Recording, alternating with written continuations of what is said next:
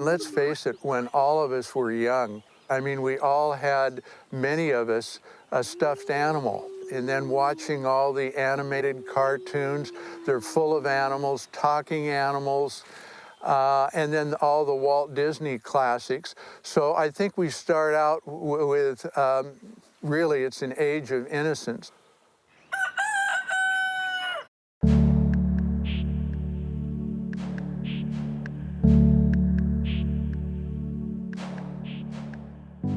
And then we see, oh my God, it's just a myth. I went, I think, like with most Americans, we just didn't think about it. We went to the grocery store, you picked up your food and you ate it. And it tasted good, so you didn't think about it. My daughter was watching one of those videos about the little chicklets that after they were born, they were euthanized right away. And that got me thinking, and the rest of the family thinking, like, yeah, what's going on here? We found some books, we started to read it, started to research about how food comes to our plate. Saw some videos. And after you find out the horrific things that the animals go to so that we can eat, to me it became intuitively obvious that that wasn't right. Things had changed over the last 40, 50 years from when my grandparents were growing up to what it is now, and it's just horrible.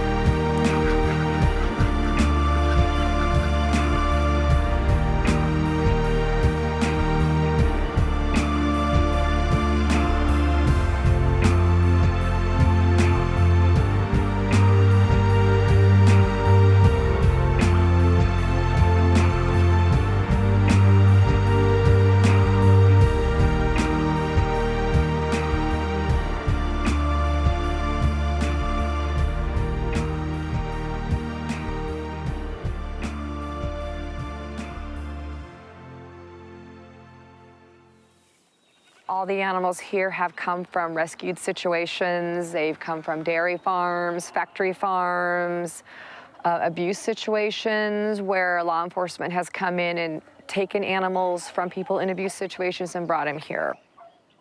Sanctuaries ultimately are places of empathy and healing, where people are encouraged to look into the eyes of other animals and to recognize that they are not that different than us. They are not that different than cats and dogs. They are part of our world. They are part of our bigger community.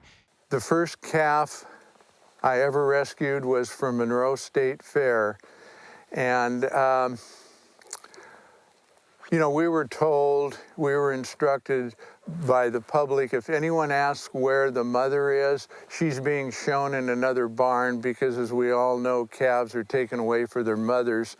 So at the end of the fair, they were going to take it to an auction, and I said, no, I wanted it. And I called Carol up, and I brought it home in a car. He said, I don't know what to do, but I have a calf in the back. He said, I couldn't stand it. I had to bring this calf home. We were very fortunate to be able to keep it in Edmonds, and it was no different than a dog. I mean, we'd play hide and go seek, it would find us in part of the property. I laid down with it, it put its head on my chest. It was just an amazing animal, and his name was Buddy. He's no longer with us. He had a great life up here, and I miss him dearly.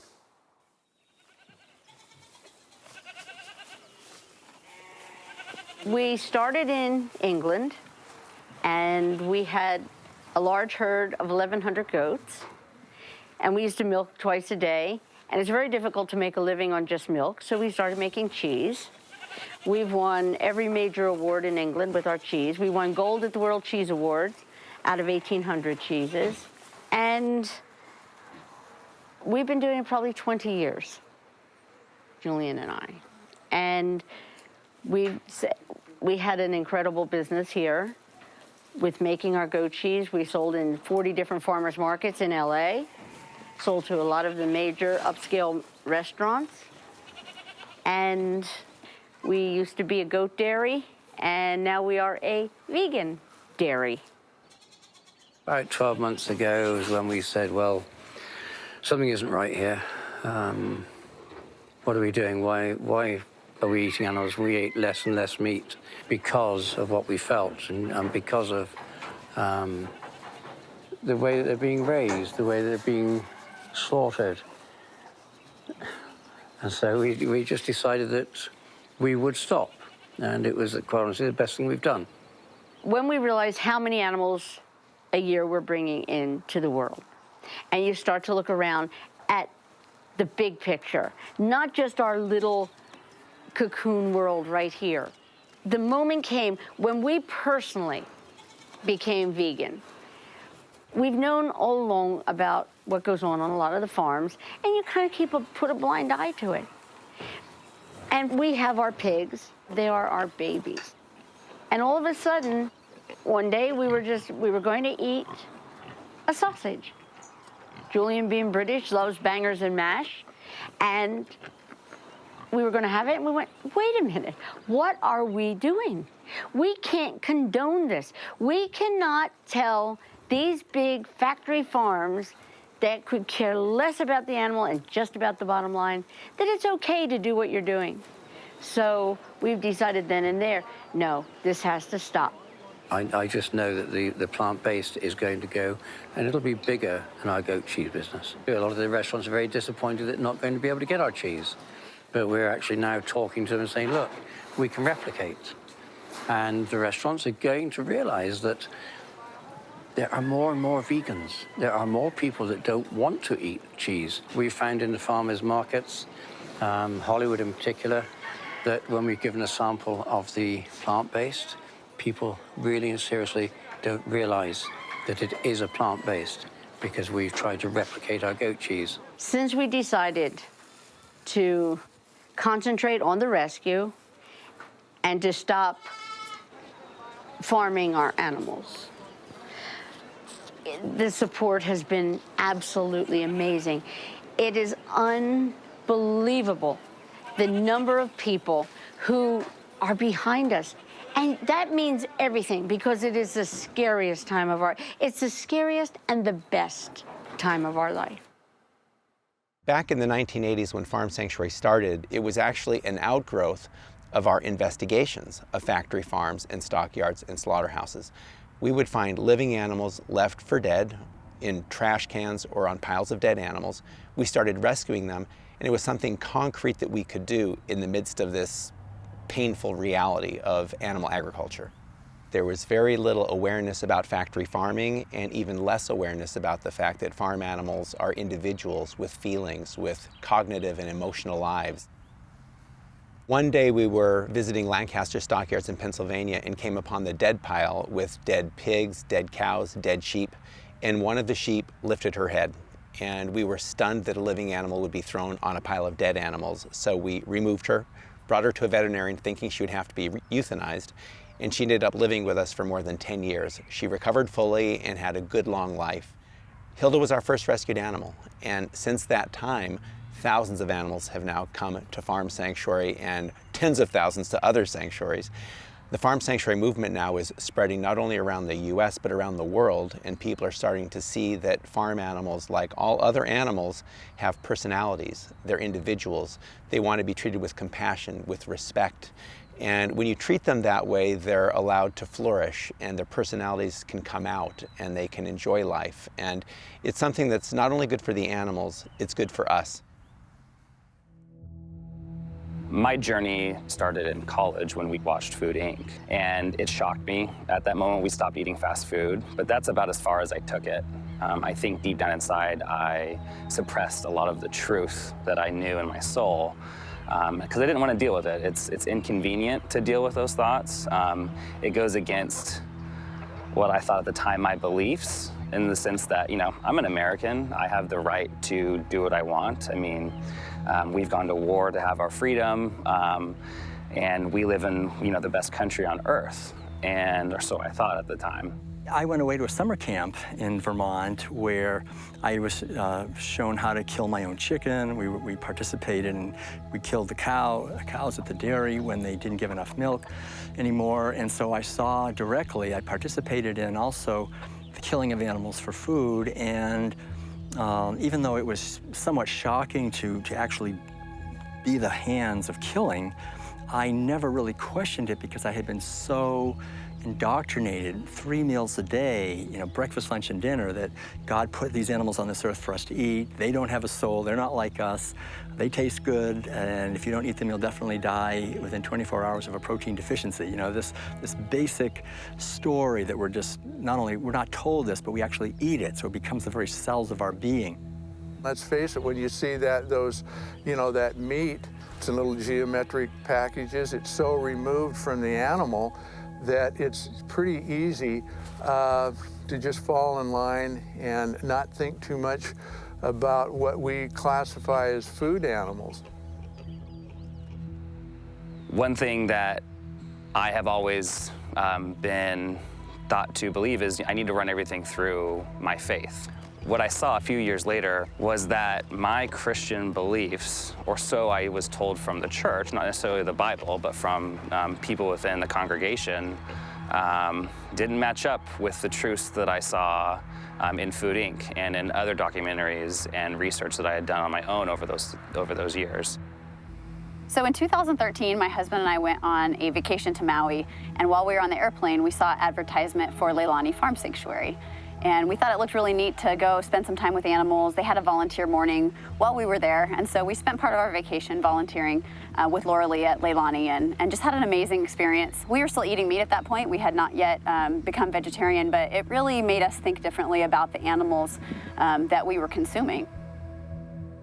When I was working, not as the executive director, but as an employee of a humane society, and this little pink piglet was rescued, and I'll never forget, because all of us in the offices heard this screaming, just this squealing you wouldn't believe, and we all ran down. We converged to the front office saying, what's going on? And here's our animal control officer holding this little pink piglet who's just struggling to get out of his arms and just making such a ruckus, as only pigs can do. And so we set her up in one of the kennels, and we didn't get pigs often, so we were all thought, well, this was fun, and we would spend our breaks with her and share our peanut butter and jelly sandwiches, and we were all bonding with this little piglet. Meanwhile, the adoption staff was working like mad to find her a home. And we had 2 people that came forward, but both of which wanted to raise her, to barbecue her. So as an SPCA, as a humane society, of course, we're not going to adopt an animal to somebody who's going to kill and eat her. That's like a no-brainer. But during that same week, when the little piglet was in our kennels that we were all oohing and awing about, we had a fundraising event at the shelter, and we were trying to raise funds for overhang for the outside dog kennels. And ham was served. Ham was served. Everybody ate the ham. Basically, everybody ate the little piglet that we just rescued. I went to boarding school, and when I was about 17, I used to play tennis all the time with a friend. I was a terrible tennis player, so I would always hit the ball over the fence, and the ball always landed in a cow field. And what I noticed was, every time I went to go retrieve the ball, this particular orange, sort of curly-headed cow would come over and stand next to the ball. And at first, I just sort of thinking the way a lot of people mistakenly think about animals is these automatons, these unthinking creatures. The cow thought the ball was something that he or she could eat, or it was just some object of curiosity. But what I realized was the cow was waiting for me every time to come retrieve the ball because he or she liked having her head scratched. That powerful disconnect of who we are eating. And that was the moment, and by the way, we rescued that little piglet. It was Zelda. She was our first official rescue for Animal Place. That was really kind of an aha moment of why I do need to direct my energies, is to try to get people to understand, to recognize, to acknowledge that disconnect we have with certain species, and to examine with themselves as to why that is. Grew up in a typical household where you have pets, and it's just like, oh, you have a pet, but at the same time you're eating meat. So like there's no connection of the two.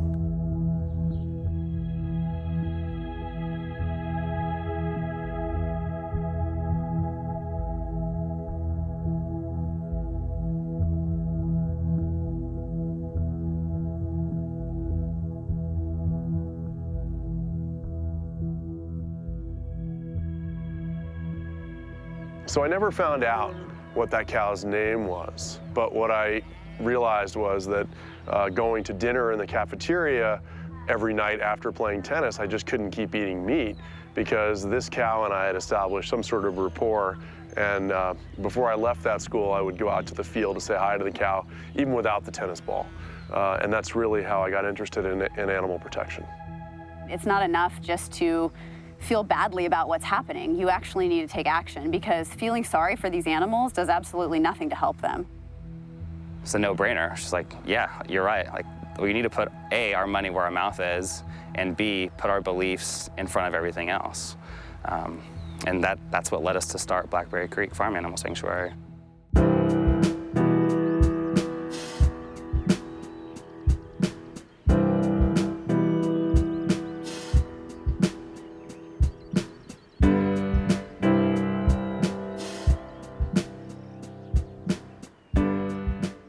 I have 190 pigs on the property. 150 live communally as the largest group. A group of pigs is called a sounder. Sanctuary started with my love for a single pig, but I actually think it started way back when I was 9 years old and I read Charlotte's Web, and I would return it at the library and then I'd check it out again over and over and over. I must have read it 15 times. I just wanted that little pig not to be killed, and you know, it tugs at your heartstrings. In the 80s, when the potbelly pigs fad came out, they were on TV and they were talking about people having these little pigs. And I thought, oh, I could have a pig sanctuary one day. And I don't even know where that came from, because I had a family and was working as a nurse. But I really wanted to help the big pigs. But in my mind, I could not conceivably know how you could have a sanctuary for big pigs. How could you do it? I work as a surgeon in the local animal shelters, and that's where I was seeing a lot of farm animals being surrendered at the city shelters. And there are a lot of hoarding cases in Pittsburgh, so a lot of animals were coming into the shelters from the police and from humane agents. So that's where I got the impetus and the idea to start Hope Haven. There are an incredible number of animals in need in the cities, and I don't think a lot of people realize that. But also the shelters in the cities aren't equipped and they aren't made to take care of farm animals. So it was a very heartbreaking experience for me as a veterinarian working in a shelter to see a hoarding case of goats and chickens, hundreds of them sometimes, coming into the shelter where they weren't properly housed. So farm sanctuaries particularly are critically important for those animals that don't have any other places to go. As an animal rights person or somebody who has seen those atrocities in the videos, wanting to actually rescue that animal, make a difference that way, because I can't change the world, but I can change a life, one life at a time. And that's what I try to do here. One night we were sitting there and we just kind of, I think it was after a really busy night or a tiring night or a frustrating night or something. And it was just kind of like, oh, let's just quit our jobs and open a farm animal sanctuary. And it's like, yeah, let's do it. And that was kind of all we said, I think, really. And then I think it was like a couple weeks later, it's like, well, maybe we actually can do this. Because it was just kind of one of those things you throw out, and it's like this pipe dream. Hi. And and so then we were like, well, maybe we should start like actively looking for property, but that was the biggest obstacle. And when we found out about the property and that we would be able to use it, it was real, and we knew that we would be able to start. I've always loved animals all my life. Always knew I wanted to do something to help them. Just didn't know where that would take, and it was something we had been thinking about a long time.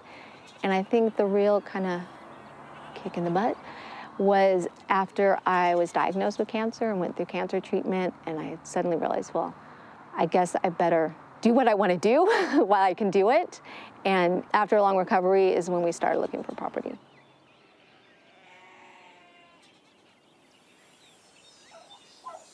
Gobble, gobble, gobble. Gobble, gobble.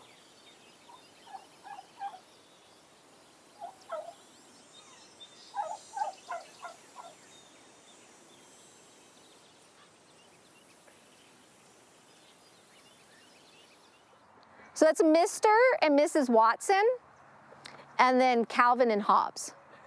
So Mr. and Mrs. Watson were our first turkeys. Calvin and Hobbes came to us last year in really, really bad condition.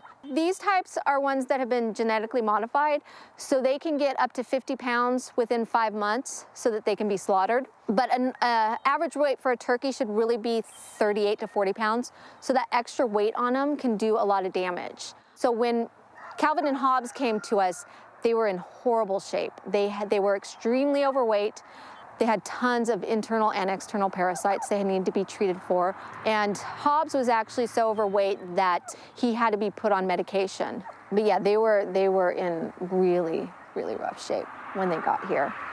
I couldn't even count how many times that I've seen turkeys here really become their own advocates and really change, I think, people's hearts and minds about why they are important and deserving of our respect and protection and advocacy.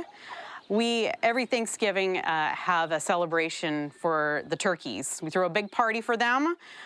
We throw them a big feast and celebrate just their existence and our life-saving work overall. A toast to the turkeys. Thank you all. Cheers. All right. Cheers.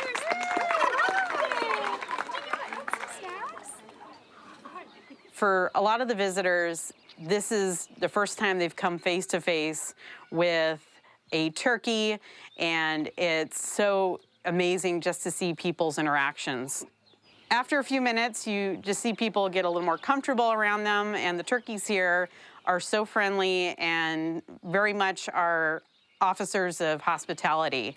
So they are always the first to greet people. It's really cool because a lot of people will just sit down and hang out in the pasture, and some of the turkeys will just kind of park themselves in their lap.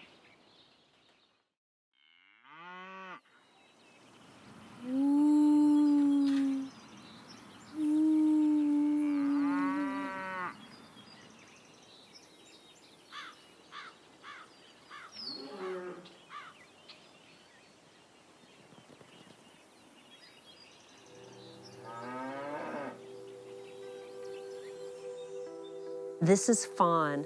She's a little bit less than 2 years old. She's a Jersey cow, and she was brought into this world with the intention of being used for milk production.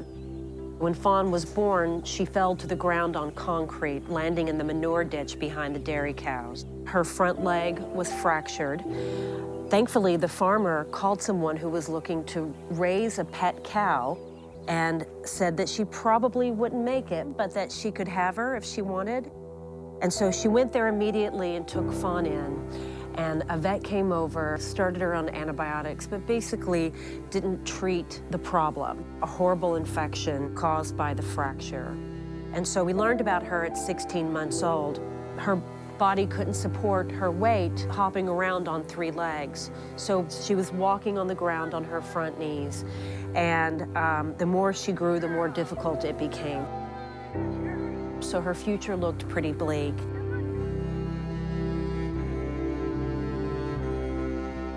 We offered to help, and we picked her up, took her to Cornell Hospital, thinking that they were probably going to say there was nothing they could do for her. But thankfully, the head surgeon had hope.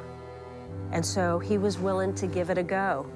And the vet staff, when she was there, because she acts like this, the vet staff just fell in love with her. Both legs were bent horribly. One leg bent because it'd been supporting the other leg. They were able to operate successfully. So thankfully, she's back with us now.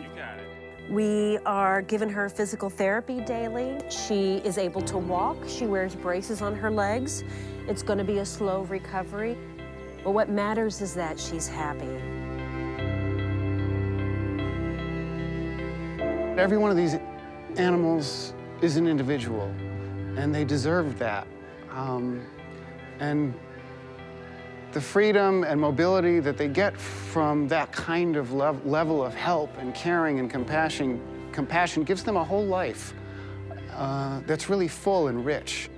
The animals here who have been helped so much by prosthetics, there's a real synergy because our co-founder, director Jenny Brown, lost one of her legs to cancer as a child. And so she has done all this incredible work with one leg and a prosthetic. And she's tireless and fearless. And so she really connects with those animals too and goes the extra mile. What's happening? Oh my God, what's that? Oh, what's that? Oh, get it. Oh, get it.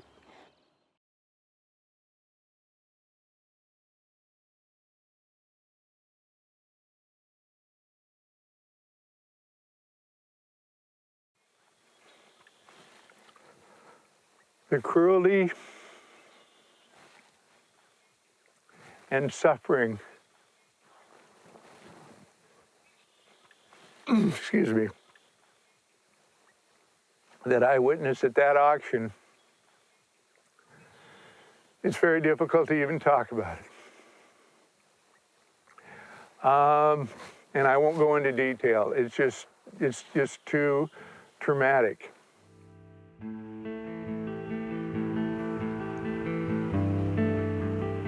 So this is Hershey. He came to us when he was 3 days old. So he is both a victim and a byproduct of the dairy industry. But because he was a male and not a female and will never produce milk, by the time he was 3 days old, he was at the auction. A woman stumbled upon him at the auction and ended up purchasing him for $7.50. And she took him to her rented duplex apartment. He was in the garage. She wasn't sure what she was going to do with him. She actually wasn't even a vegetarian. She just saw him at this auction and just couldn't believe how he was being treated. He was actually really weak and kind of sick, so they were kind of poking and prodding to try to get him to stand up while they were auctioning him off. And so she just felt so bad for him that she bought him. And then luckily someone she knew heard about us and gave us a call, and he came out here. So cows are mammals, just like all mammals. They need to be pregnant in order to produce milk. They don't just need to be pregnant once, they need to get pregnant every time that their milk dries up so that they can produce more milk. So for the dairy industry, this means repetitive artificial insemination, pregnancy, and then since that milk is going to people instead of to the calves are taken away when they're born. Often they're taken away the first day of birth. Because he was taken away from his mom, he needed to be bottle fed. So he was bottle fed by all our volunteers for over 4 months and has become very friendly and social.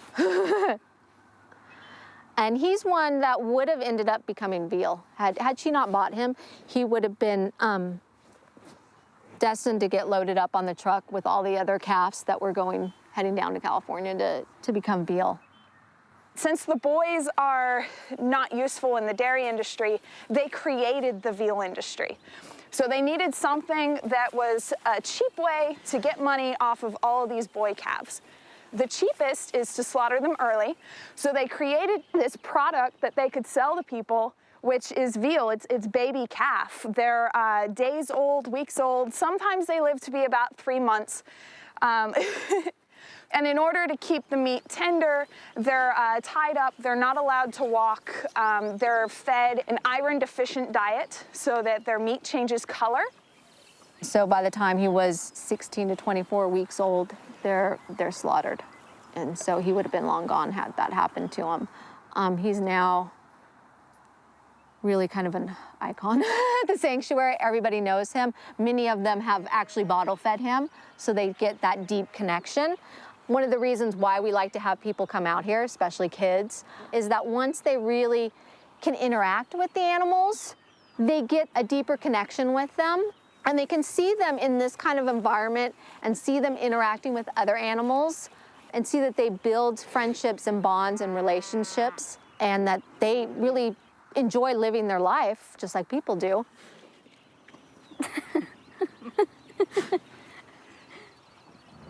So these 3 calves were rescued off a dairy. I got a call from the dairy that said, we have some male calves that were born last night. You can come get them, or they're gonna be picked up by the veal buyers. So I drove to the dairy, put the 3 calves in the back of the cab of my truck and brought them home and bottle fed them. And they are turning 1 next month, and we're having a big birthday celebration for their 1-year birthday, because most male dairy calves don't make it to 1 year of age. So we're having a big celebration. They're very tame. I would say they think they're dogs. They're about 400-pound dogs.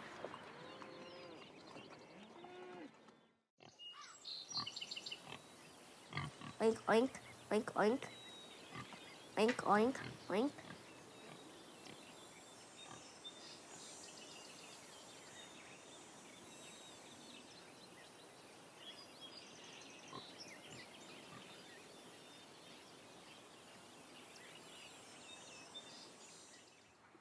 So these guys have to have sunscreen on their ears because they're pink pigs, and pigs are not naturally pink. They've been bred to be that way. And they've been bred to be that way because if they have any color on their skin, it's going to leach through to the meat, and people don't like that. Yorkshire pigs like these, they've been bred to grow as fast as possible on as little food as possible in as short a time as possible. For them, they reach full size at around 6 months of age, which is when they're typically slaughtered in the industry. And growing that fast, when it should take them about 5 years to reach their full size, it causes a lot of issues with their joints, their bones, their internal organs. So these guys, they live to be about 8 or 9 years old. Also, if their tails are docked, they have a shorter life because it can cause spinal issues, and it can cause tumors that can grow in their spine. So tail docking can lead to paralysis. Often when that happens, it happens when they're around 5 or 6 years old, so the industry doesn't worry about it because they're gonna slaughter them long before that. So when we rescue the animals, we get to deal with all the health issues that come up later in life because of their breeding. Hi, sweetheart.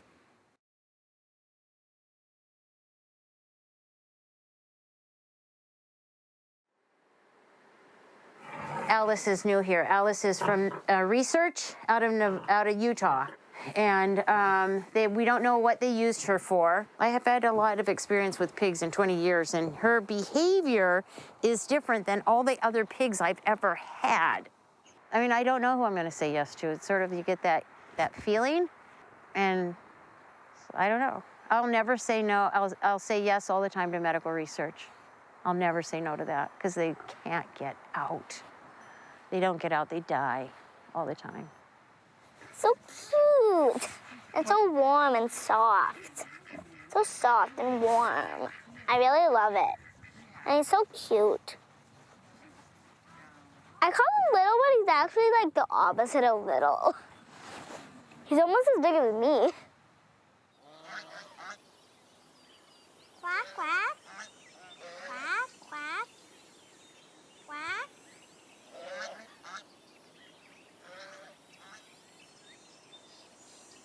So two of the lesser known non-vegan items that people think about are things like down and things like wool. As far as down, that is goose down or duck down. It's the feathers that waterfowl, water birds, use to insulate themselves against the cold, especially the cold water. So they have their outer feathers, which are slicked with oil that they produce, and then they have their down layer. So their down layer is very soft, and they need that. It holds in air very well, it holds in heat very well. Something that's very popular now is down jackets, because it holds in heat and it's very lightweight. But for down, often birds that are used for down, it's not that, oh, it's a goose that was slaughtered and now we're going to pull out their feathers and use that for down. They do that, but they also, while they're raising them for the meat, they'll pluck them several times over the course of their life. This is done while they're fully aware of everything that's happening. They're grabbed by their necks and all of their down feathers are pulled out. It's extremely traumatizing, and then they have to regrow all those feathers. When our chickens came in, our layer hens came in and they were bald, many of them stopped eating while they were growing in new feathers. It's a very traumatic thing for them. The new feathers that are coming in, it hurts them. When they come in, it's almost like teething for them. It's very large stalks that have to come out, burst through their skin. So when they molt, they only molt a couple feathers at a time in each place. But when they're plucked or when they lose a large amount of feathers, it's extremely stressful for them to grow those back in. It's also extremely painful, and in some cases, the birds can die.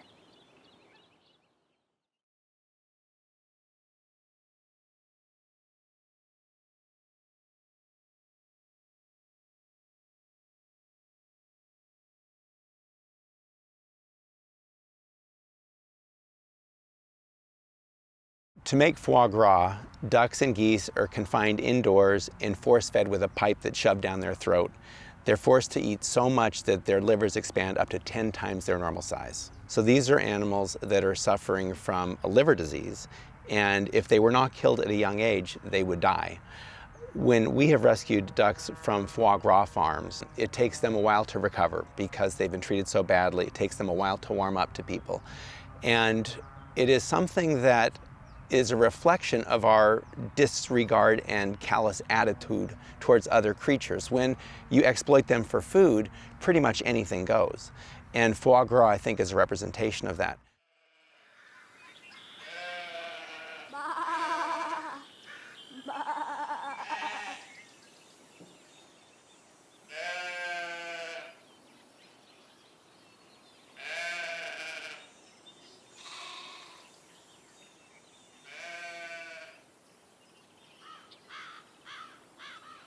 Old sheep were, if you ever look up black-belly Barbados sheep, they were multicolored.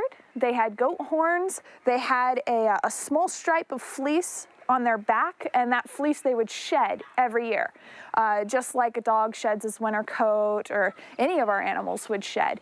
And then when people saw that they could use that fleece, they started breeding those sheep to produce more wool. And then they realized we can dye this wool. Well, let's breed them to be white so that we can dye the wool more easily. And for a time, there was a sheep breed that would shed all of its wool on its own. Well, that wasn't very good, because if they got tangled up into something, all the wool would come out and the farmer would have to go out and collect all the wool. So let's make it so that it can't come out. So modern sheep, they cannot shed. If some rescues that are done with sheep, you get them in and they've never been sheared, their wool is so big that they have mats, they have contusions underneath, anything that's wrong with them you can't tell. You can't even tell how skinny they are because they have so much wool, and they'll overheat and die during the summer because they can't shed it. So we have to shear our sheep so that they can shed it. A lot of sheep nowadays are actually bred to produce more wool, and the way to do that is have them, breed them to have more skin. The more folds of skin they have, the more wool they have. This makes shearing very dangerous because there's more skin that you can nick while you're shearing. It's not a straight plane. Also, they end up with folds of skin on their backside that flies will lay eggs in. So to prevent that, they do a procedure called mulesing. Mulesing is when they cut the skin off of their backside, and then when it grows back in, it's flat. So when the lambs are born, they cut off the skin off their backside for the wool industry. And this is a very common practice. And this is the kind of wool that you would see, you know, used for yarn, used for clothing, used for bedding, you name it. A lot of people, when they start their vegan journey, you question these things and you're like, wait, well, why is this bad and why is this bad? And then you start researching, you see, well, it didn't used to be bad. But now it is, because we've started breeding them for this purpose, and we've made it bad. It's really important that we know that there is a lot of things we can do. We can do a lot of things to help. Like, we can find clothes and shoes that are made out of fake leather, not real leather, and those little things can really help. And like I said, to be aware that, like, where it all comes from. It comes from animals like these guys, and I think they're better as friends than they are food, clothes, or, like, testers of makeup. Clock, clock, clock. Clock, clock, clock, clock.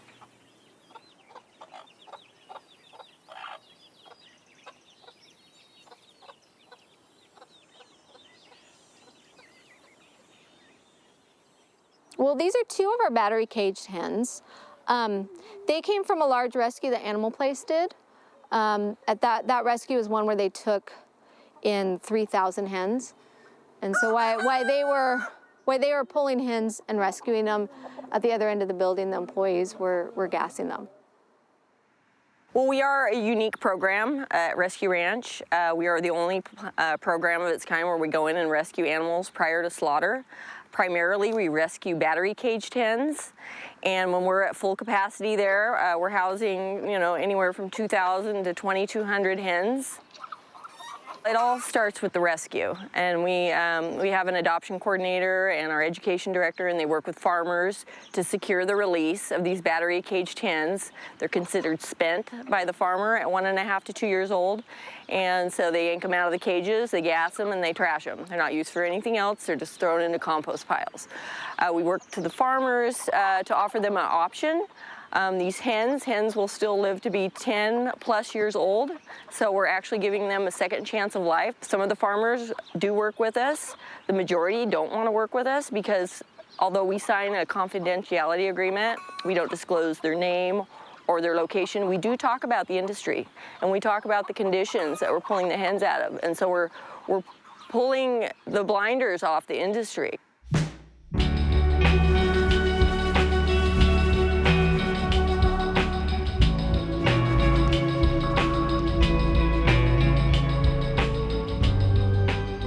It's a monumental task to rescue 2,000 hens, and we couldn't do it without all our supporters.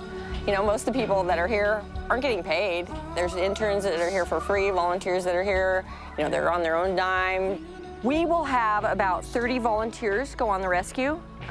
Each van has two persons in it, and each van is able to transport 200 birds. It's gonna take about 4 times that many to pull the birds out of the cages. They're very mistrustful and fearful of humans. They have no reason to think this is gonna be a good outcome. So it starts there with like a team of 30. We get all these vans transported. They start arriving in staggered amounts at Rescue Ranch. They're so vulnerable. I mean, she's been locked in a cage with somebody else all the time. And so they're not truly free until we get here and we pop the tops and they pop out like popcorn. And then we're not messing with you anymore. You go be a chicken now.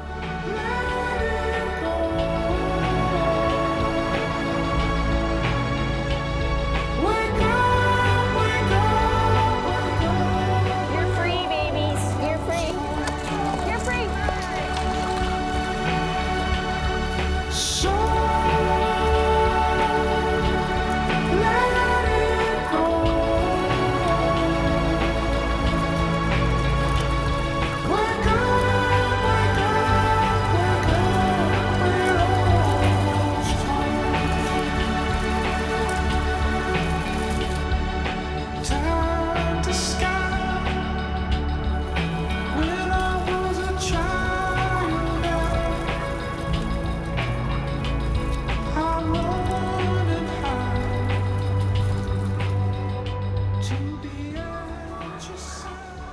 So I'm really happy.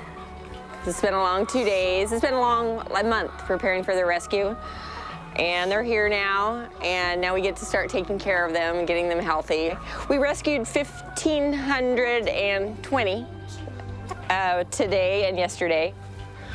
Are you feeling okay? Are you feeling okay? Oh, you're so scared. Oh, you're so scared. It's okay. Oh my goodness. Oh, she's just petrified. Oh. It's okay. You're okay, okay?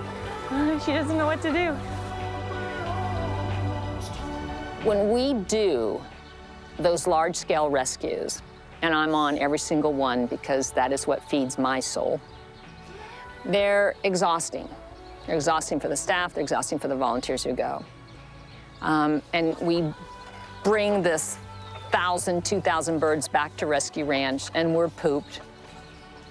And we unload them, and we get the joy of seeing the birds released, and then we get to go home.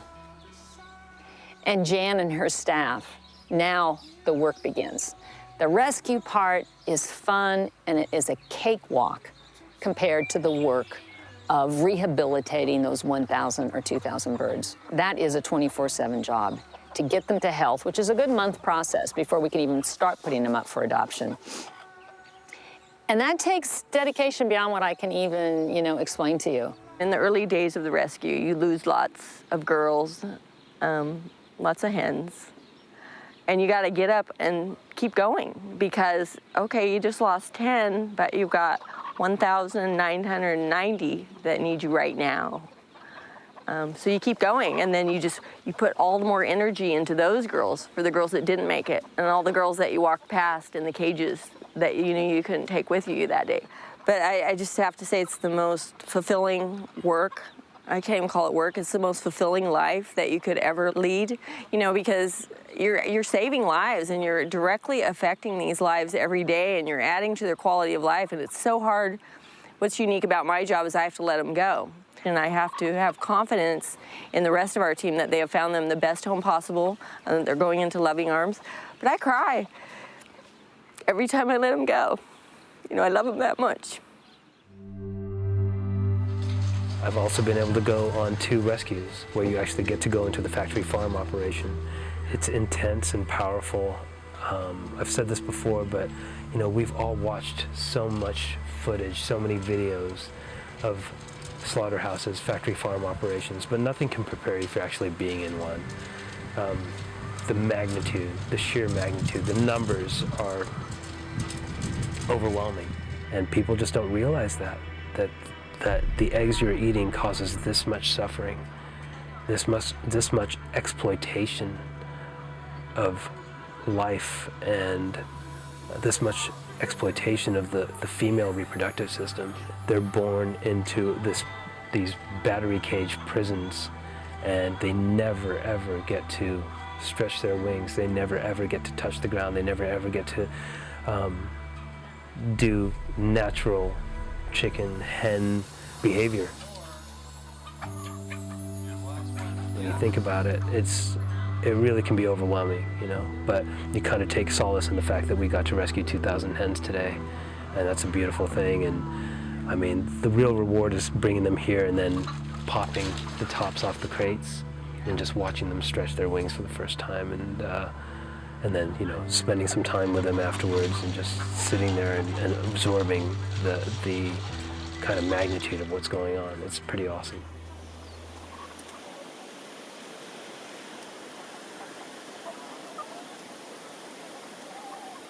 People that haven't come out here, I always let them hold Buffy because they're just amazed that, and she knows her name, and she'll come running up and she'll want me to hold her and hug her.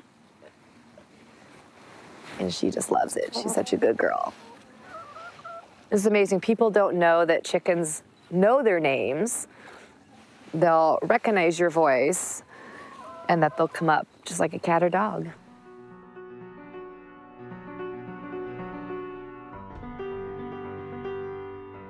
There are days that you definitely feel like, geez, I've got a lot to do around the house, or, there's places that I need to be right now, but you come here and there is just a peace once you step on the sanctuary grounds. And it's just interactions with the different pigs. You get to know them. You just don't ever tend to have a bad experience with any of the people here. It seems like every trouble that you have, you're able to leave at the gate. As a teacher, the first day of school is always the hardest because no matter how good of a job you do, on that first day, the first month of telling the kids and showing the kids that you're caring, there will always be 1 to 3 or 4 that just don't trust adults. And it usually stems from how they were raised. And what I've learned the most is animals are the exact same. A lot of them have been mistreated and abused by humans, just as some of my students have. But yet at our sanctuary, when we have rescued battery cage hens who have been abused to the point of insanity, they will run up to us and take food from us as if that's been their whole life.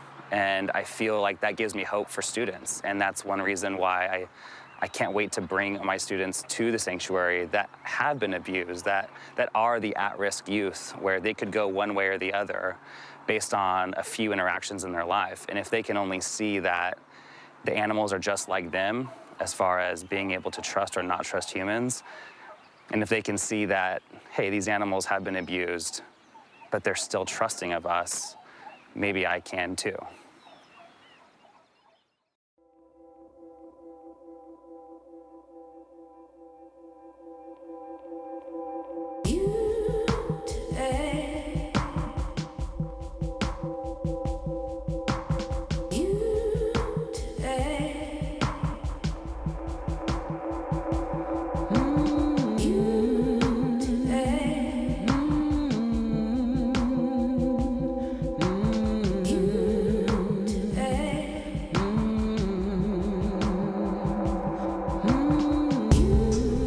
The LAPD PALS program is an organization that is part of the Los Angeles Police Department.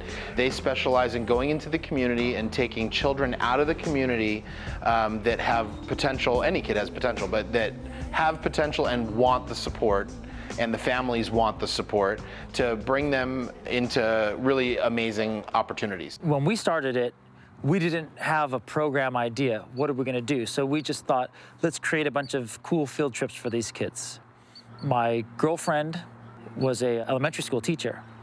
So she was watching the Ellen show one day and called me and said, oh, you know what? You should go online and check out the Gentle Barn. I think it'd be a good field trip for your kids. Drove all the way up to the Gentle Barn, and we're trying to figure out how to get in. And we were just coming home, and there was a police car in front of our gates. We started getting really nervous, like, uh-oh, are we in trouble? And we rolled down our window and said, hi, what's going on? And they said, we want to talk to you about the PALS program. We have some kids that need you. A lot of the kids are really, really angry and really shut down, so traditional therapy doesn't often work with those kids because they don't want to talk about their feelings and their situations. They want to be like, I'm fine, there's nothing to talk about. So you can't talk directly to them, so traditional therapy on a couch situation doesn't work. So they were looking for some way to get through to these kids without talking directly to them. And at the Gentle Barn, it really works because we don't talk directly to them. We talk indirectly to them through an animal story. So instead of talking about Johnny, we can talk about Bonsai the miniature horse, who shares Johnny's story. We can tell a difference with how they interact, and you can see that they're a little rambunctious when they start the program, and toward the end, the kids are so considerate to each other and courteous, and it's kind of a cool thing to see from a third-person perspective, because it's one thing, like, the kids are nice to us because we're police officers, but I can see them saying kind and nurturing things to each other and helping each other, and I think that a lot of that is what they learn here at the Gentle Barn. They're identifying with these animals, and they're seeing themselves. And now, because they feel seen and understood and not so alone, now they start talking. So now all of a sudden they're like, oh my God, I know what that feels like. I go through that too. This is how I deal with it. These are the challenges I have. Did they have those challenges? And then all of a sudden, they're talking. So Department of Children and Family Services, my favorite quote from them is that we accomplish in 2 hours what it takes them 7 months to do. Do you want to give Faith one last hug goodbye and we'll go up?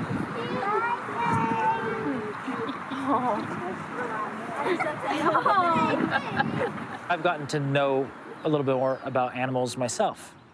I've been I haven't eaten any meat or poultry or anything like that. I guess you can call it vegan. I don't eat cheese or milk for about 3 years now. And it's due to my interaction with the animals here. Like, I know now, I'm just better educated. And I think that most people might make that switch if they knew the story behind the animals and what they go through.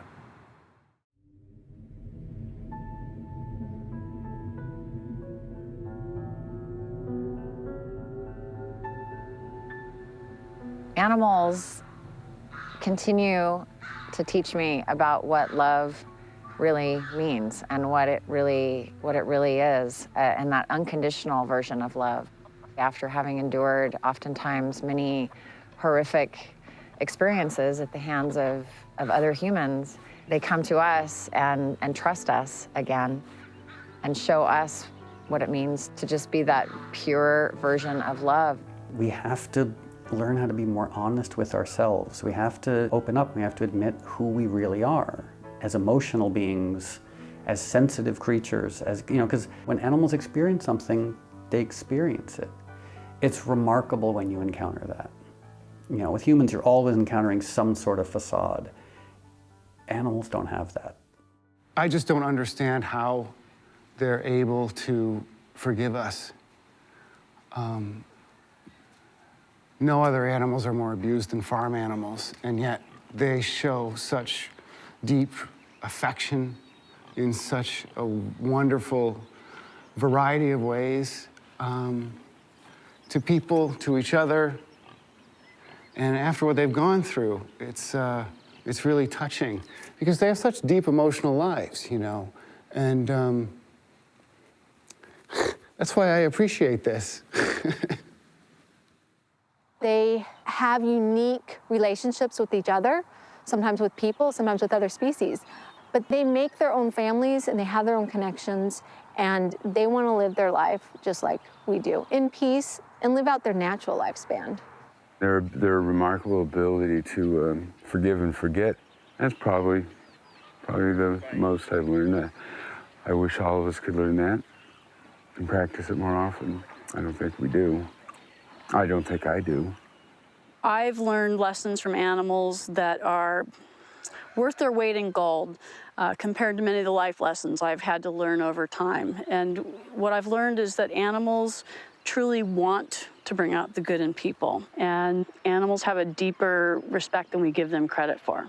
We are called to protect them, and we are called to love them and to let them live out their lives. Every animal wants to live, and every animal deserves to live, and I feel like people are the same way. And a lot of times people give up hope, and animals never do. And I think that that's something they can really teach us about endurance and forgiveness and moving on with life in a way that only they can show us how to do. Every time that someone comes up to me and they go, oh, because I looked at Splash, I can never have bacon again, or I will never eat pork again. I see her and I'm like, you did that. You connected with somebody in a way that I couldn't, and now they're gonna not harm any more pigs, which are so dear to my heart, and they're gonna see every single pig as you. It's not me, it's not something that I said, it's not statistics or graphic images, it's that animal doing that one thing, whether it's looking at them or rolling around in the hay or Charlie Pig going on a walk or snuggling into blankets. They see that and then they make that connection, and that animal stays with them for the rest of their life. From one perspective, it's a terrible use of resources to run a farm sanctuary. They're very expensive, and you spend millions of dollars keeping a few animals alive. And of course, every life matters, but it's a very odd use of limited resources. On the other hand, for me, the profound utility of farm sanctuaries is that people get to experience animals either in person or even via social media. Even as a vegan, as an animal rights activist, it's very easy to see animals as abstractions or something you see on social media or something that exists as a statistic. But when you sit down or stand with a rescue cow and you look in its eyes And all of a sudden you realize, oh, this is a miracle of life. You know, this is a huge, complicated, emotional creature. It's not an abstraction. It's not a statistic. It's a being. When these animals are saved to be ambassadors, that's, to me, the profound power of farm sanctuaries. It's really powerful to think of what we do here. We are changing the world. And it's not because we're saving animals, it's because animals are saving animals. So yeah, I take care of them, but they take care of so many other animals that I couldn't.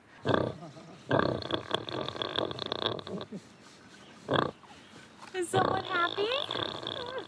They just kind of have the same moral laws that we should have. We just haven't quite mastered that yet. The United Nations has recognized that our animal-based habits are threatening our planet. They're actually encouraging us to eat less meat. The United Nations also talks about how animal agriculture is one of the top contributors to the most serious environmental problems the Earth faces, including the loss of biodiversity and including climate change. The rainforests, you know, are the heart and lungs of our planet. And I had this experience. I was flying from Argentina to New York. I was flying over Brazil. It was the middle of the night, and I looked out the window, and I saw all these lights. And I thought, oh, I wonder what city we're flying over. And I looked on the map. We weren't flying. We were flying over the rainforest. There were fires to the horizon. I don't think people understand just the rate at which the rainforest is being burned down. And it is being burned down for one reason: livestock. To either grow food for livestock or create grazing land for livestock. That's 95% of rainforest deforestation is for livestock. Animal agriculture is widely considered a leading cause of environmental destruction, and it's also a tremendous source of animal suffering. The only glimpse we have inside the painful realities forced upon farm animals are undercover investigations. And in response, Big Ag is desperately flexing its lobbying muscle to pass ag laws that are aimed at criminalizing these exposés. And this would prevent filmmakers, whistleblowers, and investigators from exposing the truth. And that's why at Compassion Over Killing, we are taking a stand to protect these animals. And we're also standing up for our shared values of truth, justice, and kindness for all.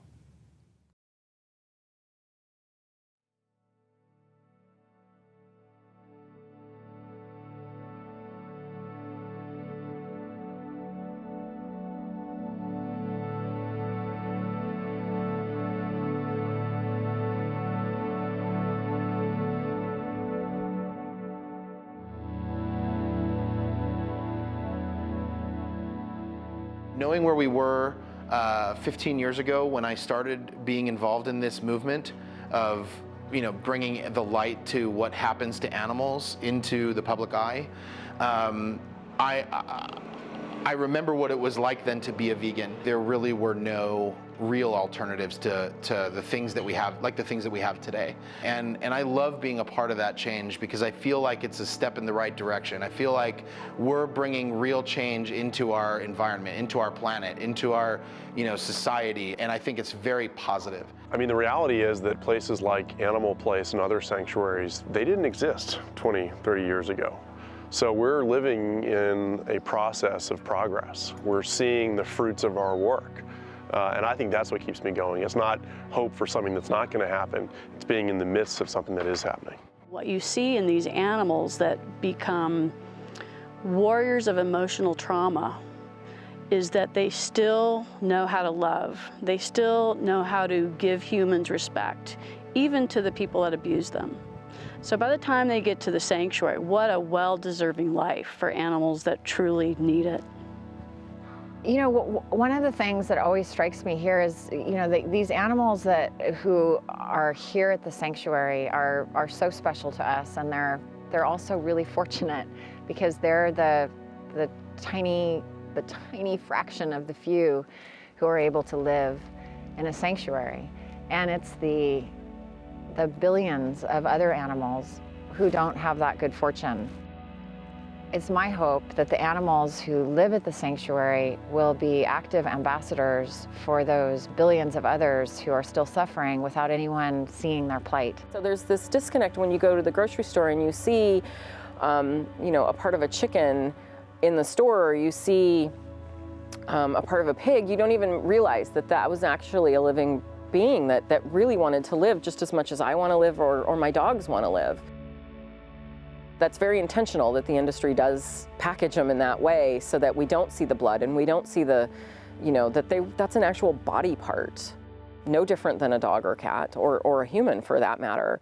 Just stop some time and yeah, look into an animal's eyes and see that they're not just this blank slate that's waiting to be eaten. It's a sentient being. What I say over and over and over again is do something. Anything at all.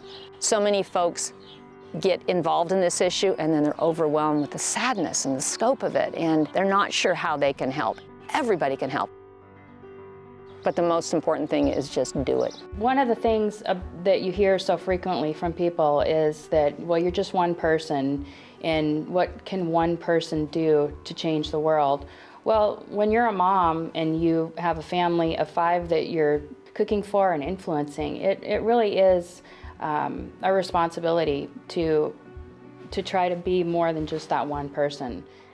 I feel kind of at home here because of all these animals. They're all really awesome, and maybe getting to know these animals will help you understand it better, because like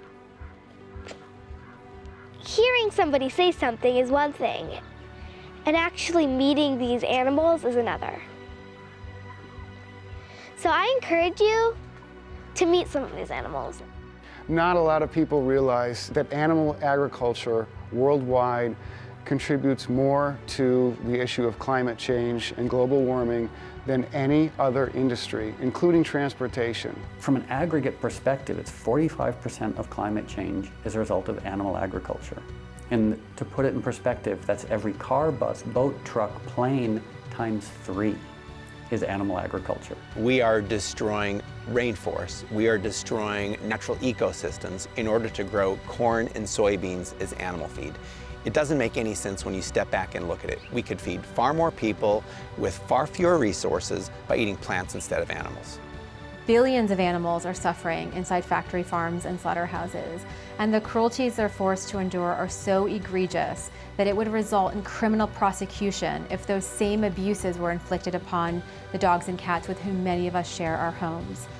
Every time we choose a plant-based meal, we're making a difference. So it's just one more reason that makes me realize this is the right choice for my own body, for the animals, and for my planet, for my children, their children. And it's just one of the most important things I've done. This is all about living in a way that causes as little harm as possible. To me, being vegan is an aspiration to live as kindly as possible. You are your own sanctuary.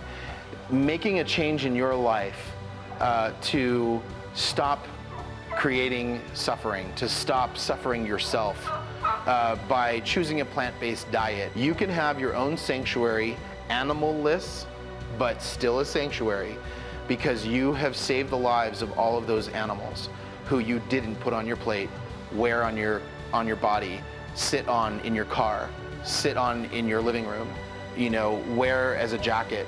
You have saved those animals' lives. So start with yourself, start at home, and start with who you are, and feel happy when you go to sleep that nobody had to hurt or die to take care of you. And I think that you've done something amazing.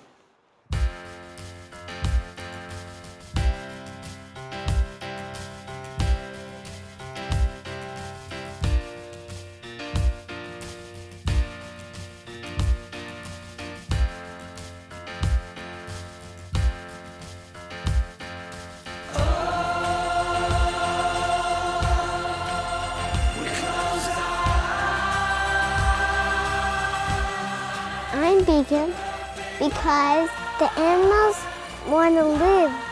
They want to live in their home.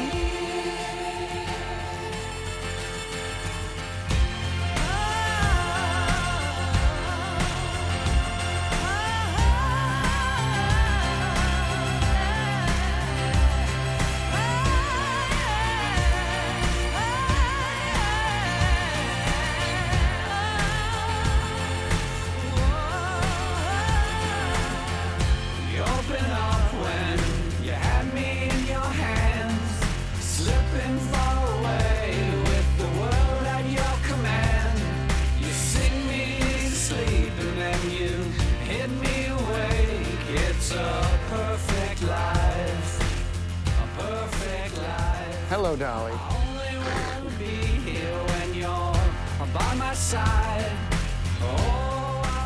Well, sometimes when I tell my friends I'm vegetarian, they kind of take on the role of being my nutritionist. So they'll ask how I get my protein or other stuff, and I just have to be very patient with them and explain it. I've actually turned a few of my friends to being vegetarians.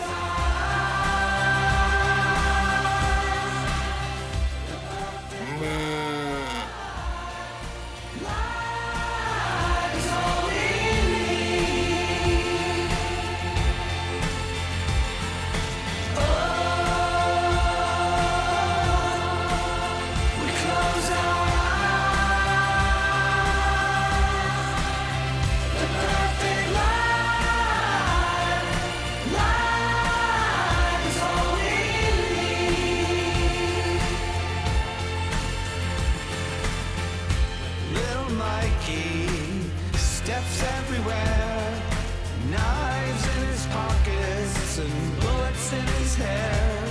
He has nothing to live for, nothing left to say. He's locking all the doors to keep the older wolves at bay. Spoons and foil are all he needs. A bed and some china, a lighter and some speed. It will sing you to sleep and it will